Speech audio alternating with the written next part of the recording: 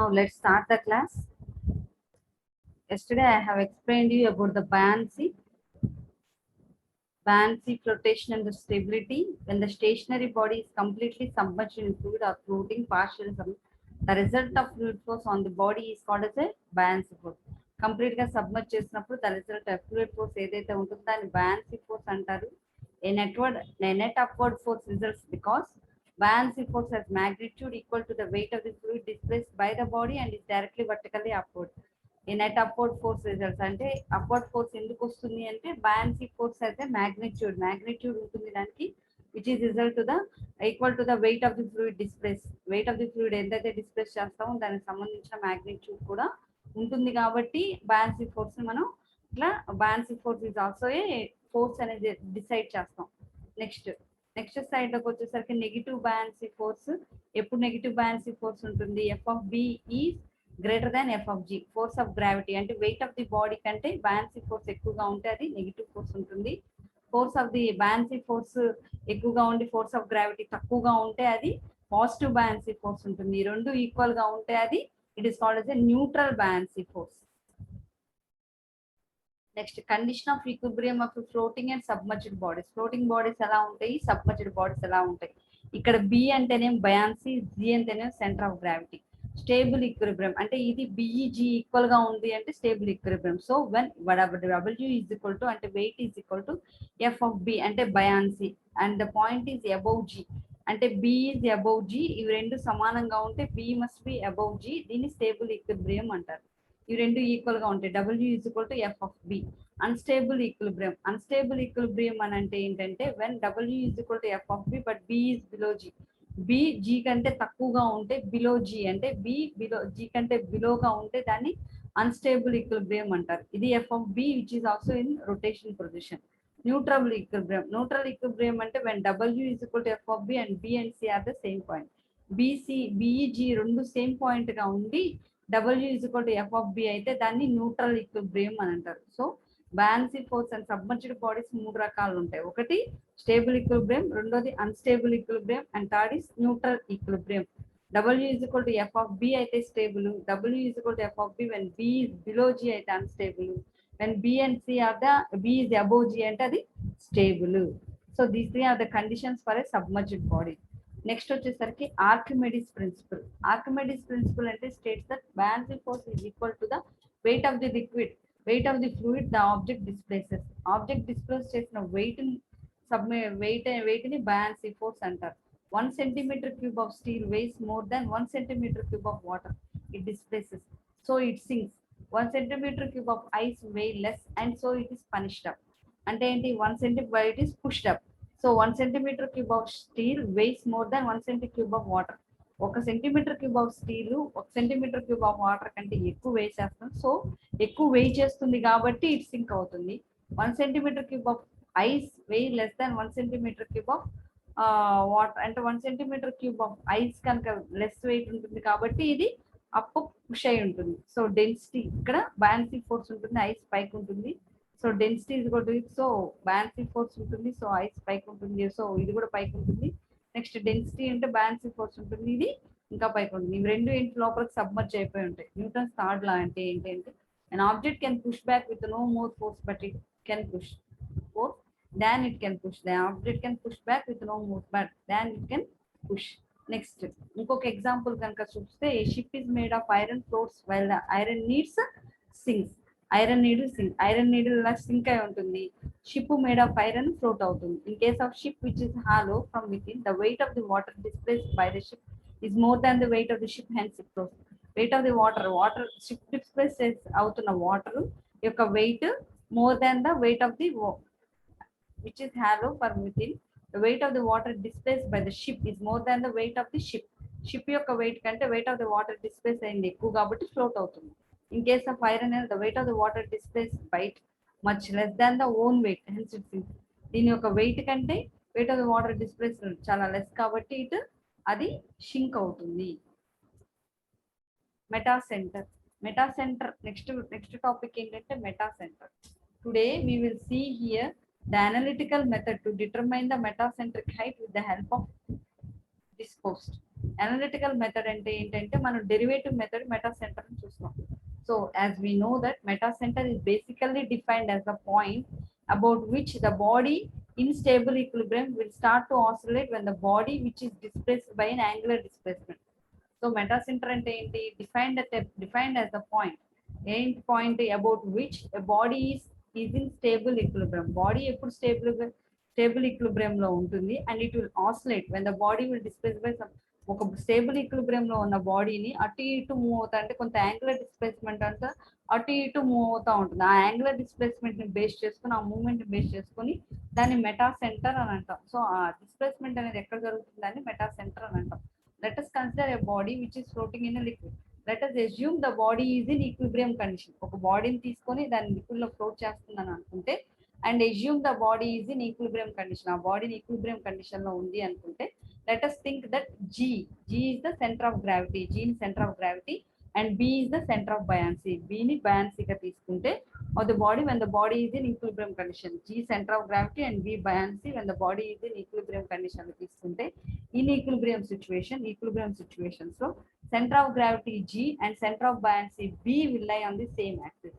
Equilibrium situation లో center of gravity G, center of buoyancy B రెండు ఒకే axis మీద ఉంటాయి, which is displaced here in the following figure as a vertical line. అది following figure లో vertical line తో displays అయి ఉంటాయి.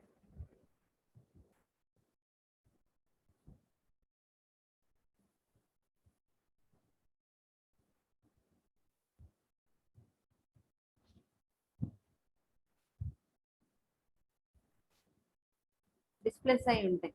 So A B C D అనేది తీసుకుంటే కనుక ఒక బాడీ దాని బి ఏమో సెంటర్ ఆఫ్ బయాన్సీ, జి ఏమో సెంటర్ ఆఫ్ గ్రావిటీ. ఇది కొంచెం మూమెంట్ కనుక మనం యాంగులర్ డిస్ప్లేస్మెంట్ కొంత ఇస్తే ఏంటంటే ఇది టిల్ట్ అవుతూ ఉంటుంది. టిల్ట్ అయినప్పుడు ఏముంటుంది? ఏ ఇంటూ ఏ డాష్ ఎంతైతే పైకి వెళ్తుందో బి టు బి డాష్ అంతా కిందకి దిగుతుంది. సో దీన్ని గెయిన్ అని అంటారు, దీన్ని బి టు బి డాష్ ని గెయిన్ అంటారు, ఏ టు ఏ డాష్ ని లాస్ అని అంటారు.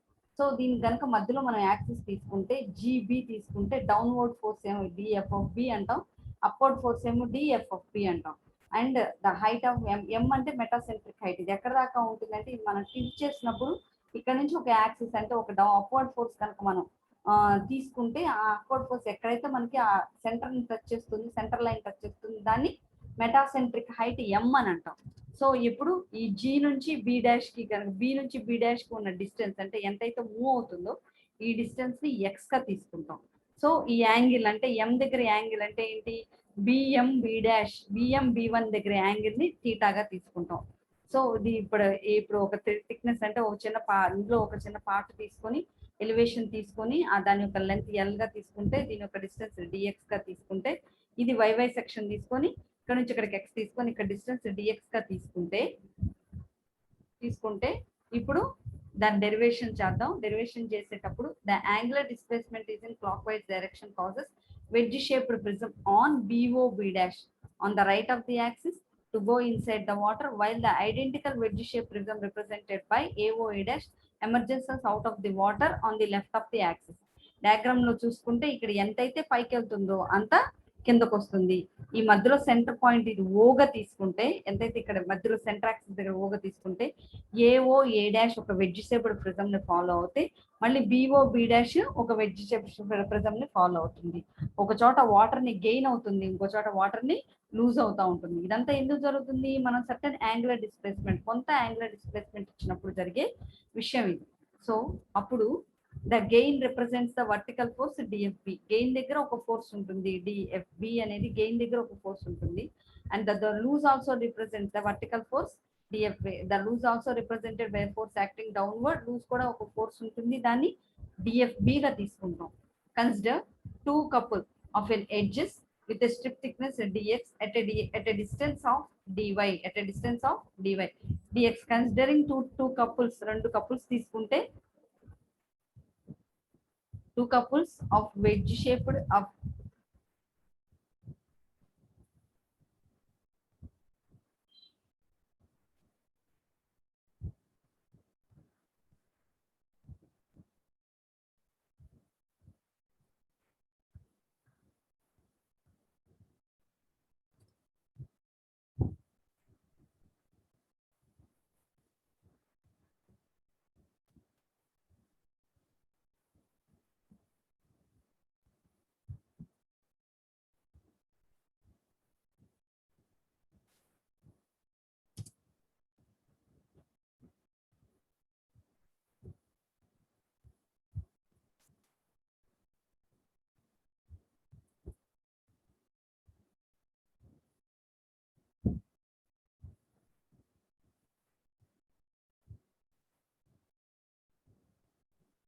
considering the two couples, consider these two couples of edges with a strip thickness dx at a distance of x from O.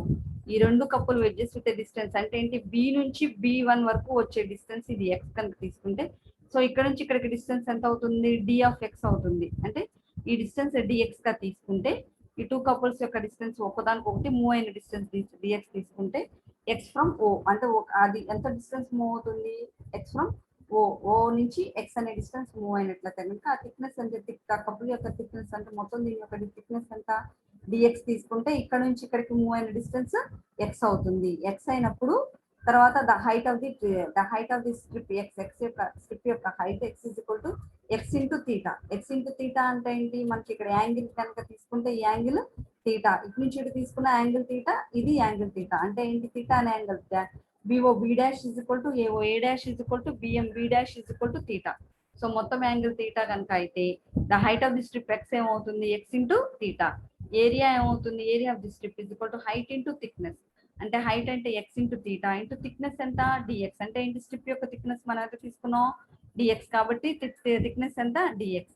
If L is the length of the floating body, L కనుక floating body యొక్క length తీసుకుంటే volume ఏమవుతుంది, area into L. Volume ఎంత, area into L volume అవుతుంది. So weight ఏమవుతుంది, weight అంటే volume into weight అంటే volume into length volume into length into dx. So volume is equal to area అంటే ఏంటి, రోజీ ఇంటూ ఎక్స్. వాల్యూమ్ అంటే area అంటే rho g into X into theta into L into dx. So ఇది మొత్తం volume కిందకు వస్తుంది.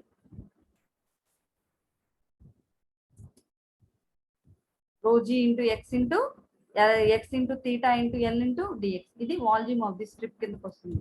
So next moment of the couple యొక్క moment తీసుకుంటే weight of each strip into distance between two weights. Momentum తీసుకుంటే weight of the each strip into distance between the two weights. Weight of the each strip ఇందాక మనం కనుక్కున్నాం.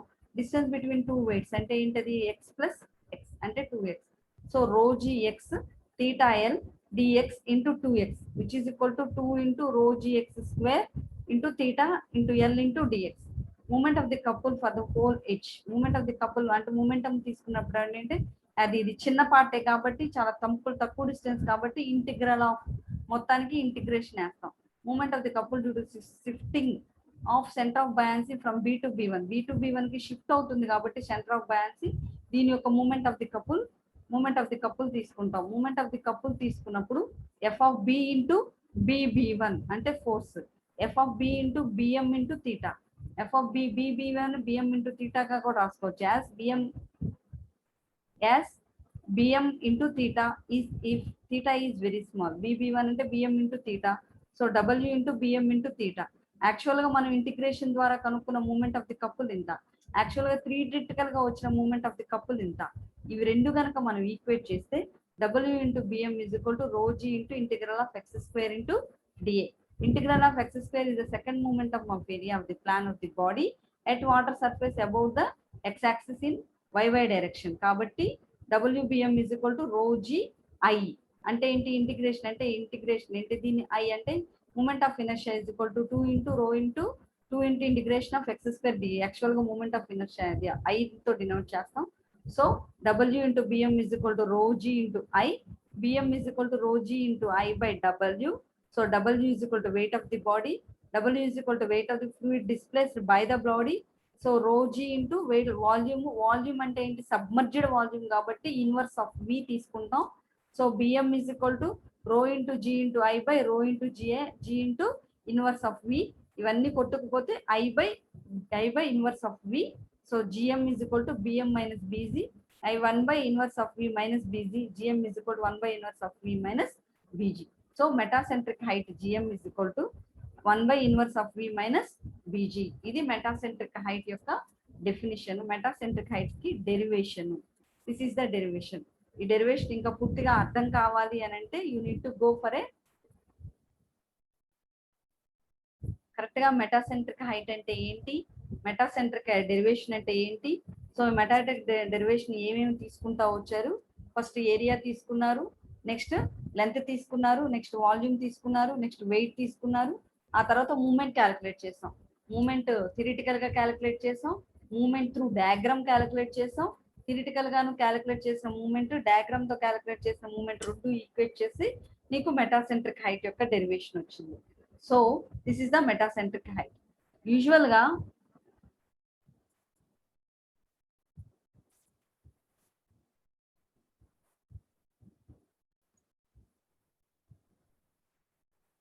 మీరు దీనికి మనకున్న ఏంటేంటి అని చెప్పని మీరు చూస్తే కనుక ఏంటేంటి మనకున్న ఫస్ట్ యూనిట్ లో ఏంటేంటి అని చూస్తే కనుక ఫ్లూయిడ్ స్టాటిస్టిక్స్ లో డైమెన్షన్స్ అండ్ యూనిట్స్ చెప్పాము, ఫిజికల్ ప్రాపర్టీస్ ఆఫ్ ఫ్లూయిడ్స్ చెప్పాము, స్పెసిఫిక్ గ్రావిటీ చెప్పుకున్నాము, విస్కాసిటీ అండ్ ఇట్స్ సిగ్నిఫికెన్స్ చెప్పుకున్నాము, సర్ఫేస్ టెన్షన్ చెప్పాను, క్యాపిలారిటీ చెప్పాను, వేపర్ ప్రెషర్ చెప్పాను, atmospheric gauge and vacuum pressures చెప్పాను, మెజర్మెంట్ ఆఫ్ ప్రెషర్ చెప్పాను, manometer, piezometer, U tube manometer, inverted differential manometer, వీటన్నిటిని చెప్పాను, వీటన్నిటి మీద ప్రాబ్లమ్స్ చెప్పాను. ఇంకేమున్నాయి, Pascal's law and hydrostatic law. Pascal's law చెప్పాను, హైడ్రోస్టాటిక్ లా చెప్పాను. Buoyancy and flotation. బయాన్సీ అంటే ఏంటి, ఫ్లోటేషన్ అంటే ఏంటి, మెటాసెంట్రిక్ హైట్ మెటాసెంటర్ అంటే ఏంటో చెప్పుకున్నాము, stability of floating body, submerged body, calculation of metacentric height, stability analysis and it's application. మొత్తం ఆల్మోస్ట్ ఫస్ట్ యూనిట్ అయిపోయింది. ఫస్ట్ యూనిట్ మొత్తం చెప్పినట్టే. సో టుడే ఈ రోజుతో ఫస్ట్ యూనిట్ క్లోజ్ చేసినట్టు. యాక్చువల్ గా ఇందులో ఏంటంటే ప్రాబ్లమ్స్ అన్ని నేను ఫాలో అయ్యే బుక్ వచ్చేసరికి doctor RK Bansal fluid mechanics and hydraulic machines. ఇందులో చాలా వరకు ప్రాబ్లమ్స్ కూడా ఇంకా ఎక్కువ ఉన్నాయి. ఆ ప్రాబ్లమ్స్ అన్ని తీసుకొని ఒక్కొక్కసారి మీరు చూస్తే పోతుంది. ఇందులో ఇంపార్టెంట్ ఏంటి అంటే ఫ్లూయిడ్ ప్రాపర్టీస్ ఇంపార్టెంటే, మానోమీటర్స్ ఇంపార్టెంటే, ప్లస్ మెటాసెంట్రిక్ హైట్ డెరివేషన్ ఒకటి, బయాన్సీ, ఫ్లోటేషన్ అది పైపైన చూడాల్సిందే, పాస్కల్స్ అన్ని పైపైన చూడాల్సిందే. సో పీపీటీ పెట్టిన తర్వాత ఓపెన్ చేసుకొని మొత్తం పెన్ను పేపర్ తీసుకొని డెరివేషన్స్ అనేవి టెక్స్ట్ బుక్ కూడా పక్కన పెట్టుకొని చాలా నీట్ గా ప్రాక్టీస్ చేస్తే తప్ప ఈ డెరివేషన్స్ రావు. ప్రాబ్లమ్స్ కూడా అన్ని క్లియర్ గా చెప్పాను, మోడల్కి ఒక ప్రాబ్లం చెప్పాను, ఆ ప్రాబ్లం అంతా చాలా క్లియర్ గా చూసుకోండి.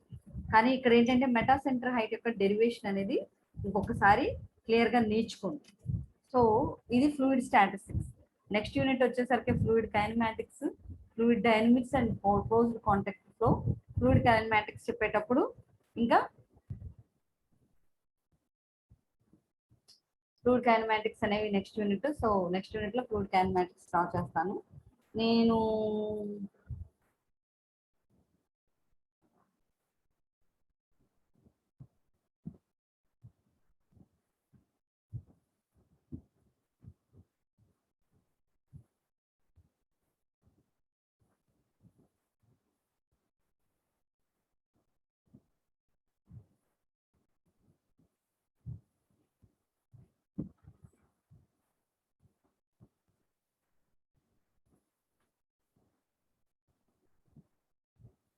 బ్యాలెన్స్ అండ్ ఫ్లోటేషన్ చెప్పేటప్పుడు ఇది ఒక స్లైడ్ నేను క్లియర్ గా చెప్పడం మర్చిపోయాను.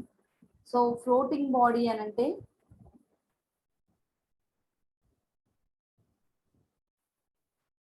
దీన్ని ఫ్లోటింగ్ బాడీ అంటారు, దీన్ని సస్పెండెడ్ బాడీ అంటారు, దీన్ని షింకింగ్ బాడీ అని అంటారు. Floating body, suspended body, షింకింగ్ body. అంటే న్యూట్రల్లీ బయాంట్ అంటే అది సస్పెండెడ్ బాడీ, అంటే మధ్యలో ఉండి వేలాడుతూ ఉంటే దాన్ని సస్పెండెడ్. పైన సరిసంగా ఉండి మూవ్ అవుతా ఉంటే దాన్ని ఫ్లోటింగ్ అంటారు. పూర్తిగా వెళ్ళిపోతే దాన్ని సింకింగ్ బాడీ అంటారు. ఈ ఫ్లోటింగ్ బాడీ అంటే ఏంటి, రో ఈజ్ గ్రేటర్ దాన్ రో ఎఫ్. సో రో ఈజ్ ఈక్వల్ టు రో ఎఫ్. ఇదేంటిది, రో ఈజ్ లెస్ దాన్, సో రో ఈజ్ లెస్ దాన్ రో ఎఫ్ అయితే కనుక అంటే బాడీకి మనం వాటర్ అంటే ఈ ఫ్లూయిడ్ను బాడీ రెండు తీసుకుంటే ఫ్లూయిడ్ యొక్క డెన్సిటీ లెస్ దాన్ బాడీ యొక్క డెన్సిటీ కనుక అయితే కనుక ఫ్లోట్ అవుతా ఉంటుంది. ఫ్లూయిడ్ యొక్క డెన్సిటీ, బాడీ డెన్సిటీ రెండు సమానం అయితే ఇది సస్పెండెడ్ అంటే న్యూట్రల్లీ బయాంట్ బాడీ అవుతుంది. ఇది గ్రేటర్ గా ఉంటే అది పూర్తిగా షింక్ అయిపోతుంది. సో వీటన్నిటిని ఏంటంటే floating body, suspended body, sinking body అని చెప్తారు. సో ఇవన్నీ ఎగ్జాంపుల్స్ ఆఫ్ ఎన్ ఆర్కిమెటిక్ ప్రిన్సిపల్. ఇది మెటాసెంటర్. మెటాసెంటర్ యొక్క డెరివేషన్ చాలా నీట్ గా నేర్చుకోవాలి. ఇది మెటాసెంటర్ యొక్క డెరివేషన్ మనం గీసేటప్పుడు లైన్ ఒక స్ట్రిప్ తీసుకుంటే ఎలా ఉంటుందంటే ఈ మధ్యలో ఉన్న స్ట్రిప్ ని దానికి వై ఎలివేషన్ గీసాడు. ఒరిజినల్ గా ఏబిసిడి అనే పాయింట్ తీసుకున్నాడు. ఇది ఫ్లోటింగ్ అంటే కొంత యాంగులర్ డిస్ప్లేస్మెంట్ ఇంటూ వస్తే దీని పరిస్థితి ఏంటి అని చెప్పారు. సో యాంగులర్ డిస్ప్లేస్మెంట్ ఇచ్చినప్పుడు ఒక హైట్ దగ్గర మనం పట్టుకోవాలి దాన్ని, దాన్ని మెటాసెంట్రిక్ హైట్ అని అంటాము. ఆ హైట్ ని మనం, ఆ హైట్ మనకు ఉంటేనే ఇది యాంగులర్ డిస్ప్లేస్మెంట్ ఇచ్చేటప్పుడు బాడీ అనేది సింక్ అవ్వకుండా ఉంటుంది. సో ఈ హైట్ అనేది మనం క్యాలిక్యులేట్ చేస్తే నెక్స్ట్ మనకి మెటాసెంట్రిక్ హైట్ అనేది క్యాలిక్యులేట్ అవుతుంది. దీన్ని మెటాసెంట్రిక్ హైట్ కింద తీసుకుంటాం. సో దీంతో ఫస్ట్ యూనిట్ అయిపోతుంది. We close the first unit.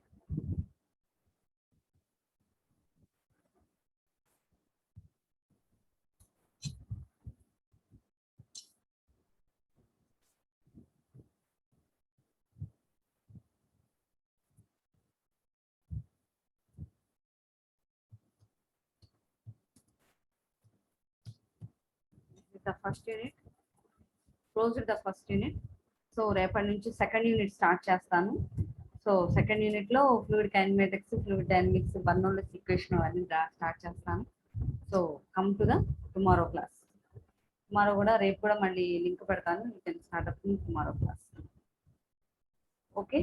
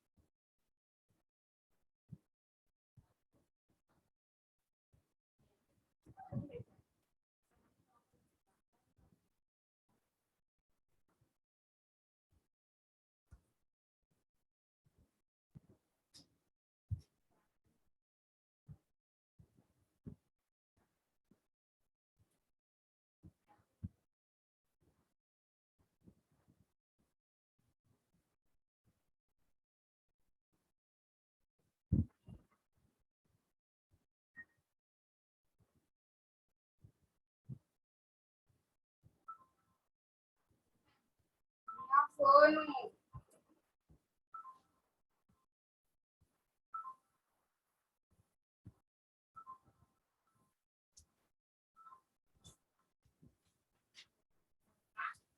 చెప్పమ్మా.